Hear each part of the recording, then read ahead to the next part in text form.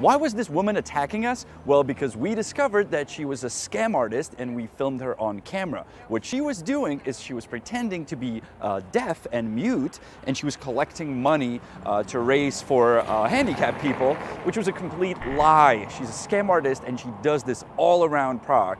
So watch how we filmed her. But you don't want to go to that creative, you want to go to the first floor to the coffee place. Jasně. Dobrý den.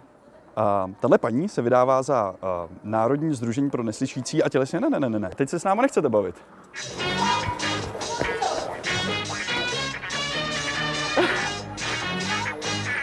Slečno, vy před náma nemusíte utíkat. Vy před náma nemusíte utíkat. Ne, ale protože vy se vydáváte, jako tohle nemůžete dělat. To já nevím, co to znamená. Ale proč tím podvádíte lidi? A nechcete jít s náma na policii a vysvětlit jim to? Lidi. Ne, kamera stopne. Kamera stopne. Nebudete, můžete na mě šát, ale na kameru ne. Lesmo tranquilo. Nekřičte na mě. Bacha kolo, jo? Hele. Tu sex? No. No, too money for me, for sex. You come. No. Sí.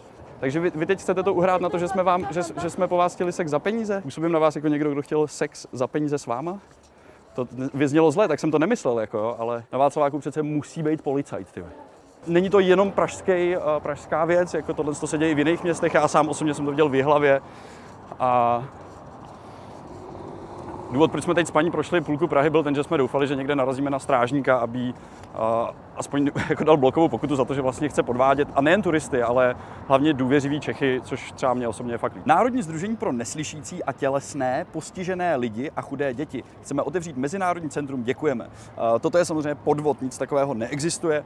Slečna, kterou jste právě teď viděli, se vydávala za neslyšící, nakonec se rozmluvila. Tady vidíte, si slečna vyplňuje různé částky, které se vás pak snaží přesvědčit, abyste jí taky dali 200-400 korun. Tak se určitě nenechte nachytat.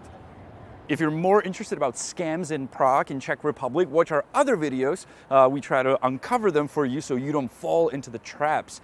Otherwise, do not worry. Prague is a beautiful, beautiful city that will welcome you with open hands, and you can watch The Honest Guide show so you don't get lost. So thanks for watching. Hit the subscribe button if you want to see more epic stuff from Prague.